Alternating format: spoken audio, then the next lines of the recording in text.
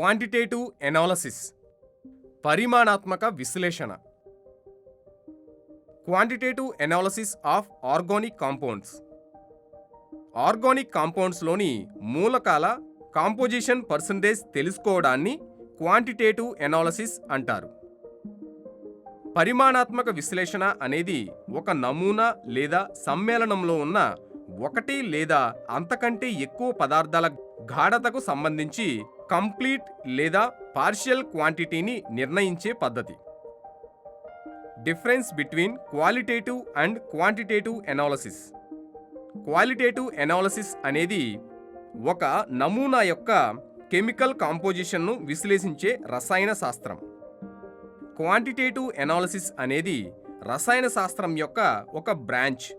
ఇది ఒక శాంపిల్లో వివిధ భాగాల పరిమాణాలతో వ్యవహరిస్తుంది.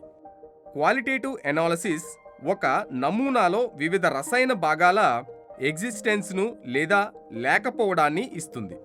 క్వాంటిటేటివ్ ఎనాలిసిస్ ఇచ్చిన నమూనాలో ఉన్న వివిధ రసాయన భాగాల మొత్తాన్ని ఇస్తుంది. Elements involved in quantitative analysis. పరిమాణాత్మక విశ్లేషణలో ఈ మూలకాలు విశ్లేషించబడతాయి: carbon, hydrogen, sulphur, phosphorus. Estimation of carbon and hydrogen. రసాయన సమ్మేళనం యొక్క తెలిసిన ద్రవ్యరాశి పొడి గాలి లేదా ఆక్సిజన్ యొక్క ప్రవాహంలో పొడి కాపర్ ఆక్సైడ్ అధికంగా వేడి చేయబడుతుంది. ఈ పరిస్థితుల్లో కెమికల్ కాంపౌండ్స్లో ఉన్న కార్బన్ డయాక్సైడ్ను ఆక్సీకరణ చెందుతుంది మరియు హైడ్రోజన్ నీటికి ఆక్సీకరణం చెందుతుంది. C+2CuO gives rise to CO2 plus 2Cu. 2H+CuO gives rise to H2O plus Cu. ఈ విధంగా ప్రొడ్యూస్ చేయబడిన నీరు ఎన్హైడ్రస్ కాల్షియం క్లోరైడ్ లేదా ఎన్హైడ్రేట్ మెగ్నీషియం పెర్క్లోరేట్ కలిగిన యు ట్యూబ్లో కలిసిపోతుంది. అయితే ఉత్పత్తి చేయబడిన కార్బన్ డయాక్సైడ్ మరొక యు ట్యూబ్లో KOH లేదా ఆక్సలైట్ యొక్క బలమైన ద్రావణాన్ని కలిగి ఉంటుంది. గొట్టాలు దహనానికి ముందు మరియు తరువాత బరువుగా ఉంటాయి. CaCl2 లేదా MgClO4 ట్వైస్ యు ట్యూబ్ యొక్క పెరుగుదల ఉత్పత్తి చేయబడిన నీటి ద్రవ్యరాశి ఇస్తుంది. అయితే KOH లేదా ఆస్కరైట్ యు ట్యూబ్ యొక్క ద్రవ్యరాశి పెరుగుదల CO2 యొక్క ద్రవ్యరాశిని ఇస్తుంది. గణాంకాలు. తీసుకున్న పదార్థ ద్రవ్యరాశి Wg అనుకుందాం. వచ్చిన కార్బన్ మోనాక్సైడ్ యొక్క ద్రవ్యరాశి Xa. వచ్చిన వాటర్ యొక్క ద్రవ్యరాశి Yg.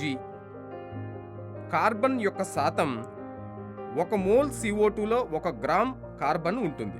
అంటే 12 + 2 × 16 = 44 గ్రామ్స్ CO2లో 12 గ్రామ్స్ కార్బన్ ఉంటుంది. Xg గ్రామ్స్ CO2లో కార్బన్ = 12/44 × X గ్రామ్స్ ఉంటుంది. ఇది W గ్రామ్స్ కాంపౌండ్లో ఉన్న కార్బన్ మాస్. సమ్మేళనంలో కార్బన్ యొక్క percentage = 12/44 × X × 100/W. Carbon percentage = 12/44 ఏర్పడిన CO2 యొక్క ద్రవ్యరాశి బై తీసుకున్న పదార్థం యొక్క ద్రవ్యరాశి × 100. Percentage of hydrogen.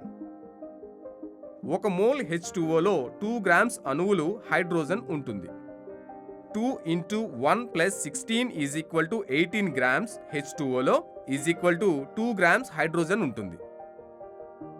Therefore, Y grams H2Oలో hydrogen mass = 2/18 × Y grams. Therefore, ఇది W గ్రామ్స్ల సమ్మేళనంలో ఉన్న హైడ్రోజన్ ద్రవ్యరాశి. సమ్మేళనంలో హైడ్రోజన్ యొక్క percentage = 2/18 × Y × 100/W. That is equal to 2/18 into ఏర్పడిన H2O యొక్క ద్రవ్యరాశి బై తీసుకున్న పదార్థం యొక్క ద్రవ్యరాశి into 100.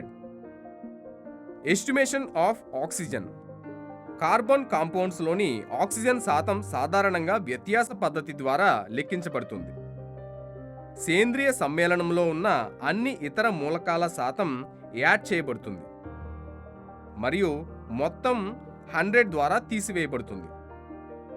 Oxygen percentage is equal to 100 minus అన్ని ఇతర మూలకాల శాతం మొత్తం.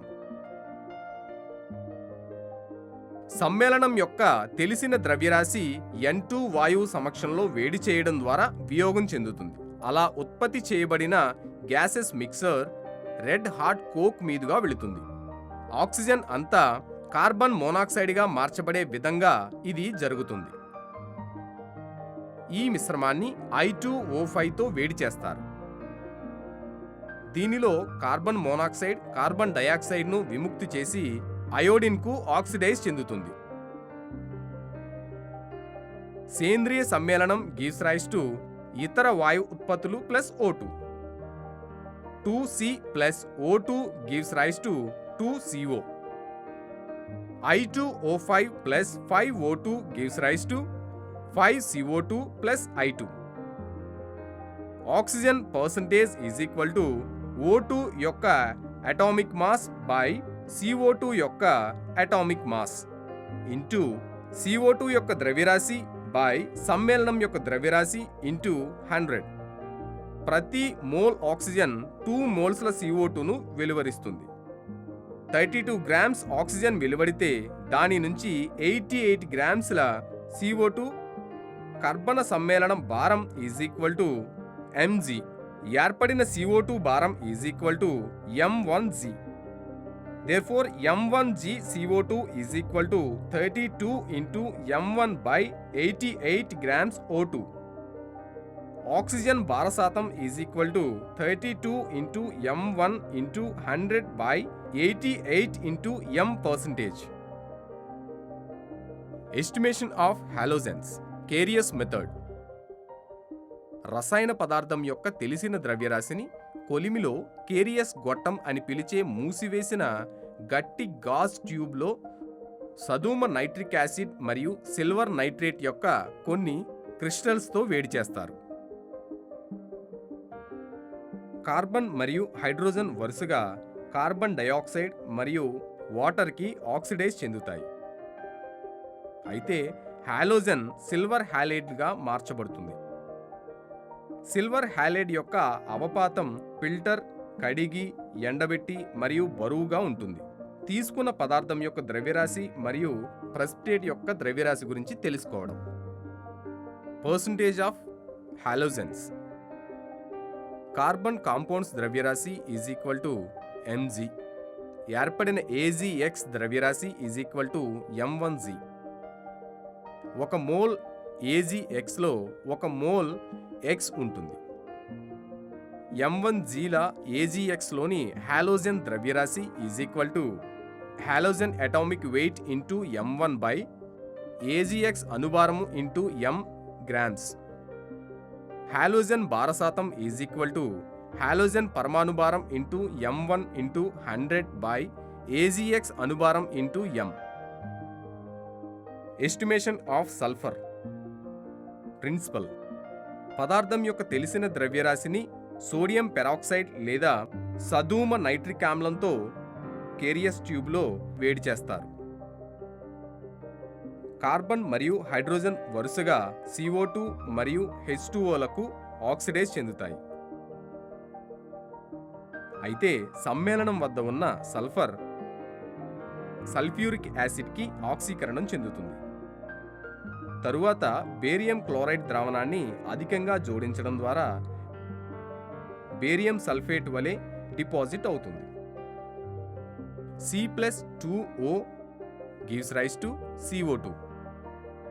2H+O gives rise to H2O. S plus H2O plus 3O gives rise to H2SO4. H2SO4 plus BaCl2 gives rise to BaSO4 plus 2HCl. ఈ అవక్షేపాన్ని వడపోత ద్వారా వేరు చేసి కడిగి పొడి చేసి భారాన్ని కనుక్కుంటారు. తీసుకున్న పదార్థం యొక్క ద్రవ్యరాశి Wg, BaSO4 యొక్క ద్రవ్యరాశి Xg. 1 mole BaSO4 1 gram sulphur అణువును కలిగి ఉంటుంది. 137 plus 32 plus 64 is equal to 223 grams BaSO4 is equal to 32 grams sulphur. Xgల బేరియం సల్ఫేట్లోని sulphur is equal to 32 into X by 233 grams. సమ్మేళనంలో సల్ఫర్ శాతం is equal to 32 into X by 233 into W into 100. Sulphur భారశాతం is equal to 32 into BaSO4 యొక్క ద్రవ్యరాశి by 233 into తీసుకున్న పదార్థం యొక్క ద్రవ్యరాశి into 100. Estimation of phosphorus principle. రసాయన సమ్మేళనం యొక్క తెలిసిన ద్రవ్యరాశిని క్లోజ్డ్ కేరియస్ ట్యూబ్లో నైట్రిక్ యాసిడ్తో పొగపెట్టడం జరుగుతుంది. ఈ పరిస్థితుల్లో కార్బన్ మరియు హైడ్రోజన్ వరుసగా కార్బన్ డయాక్సైడ్ మరియు వాటర్లకు ఆక్సిడైజ్ చెందుతాయి. అయితే కెమికల్ కాంపౌండ్స్లో ఉన్న ఫాస్ఫరిక్ యాసిడ్కి ఆక్సీకరణం చెందుతాయి. ఇది వేడి చేయడం ద్వారా ammonium ఫాస్ఫోమొబిల్డేట్గా అవక్షేపించబడుతుంది. C+2O gives rise to CO2. 2H+O gives rise to H2O. 2P plus 5O gives rise to P2O5. P2O5 plus 3H2O gives rise to 2H3PO4. H3PO4 plus 12NH4 twice MOO4 plus 21HNO3 gives rise to NH4 3PO4 12MOO3 plus 21NH4 NO3 plus 12H2O. ఆల్టర్నేటివ్గా phosphoric acid magnesium మిశ్రమాన్ని జోడించడం ద్వారా magnesium ammonium ఫాస్ఫేట్గా precipitate చేయబడుతుంది.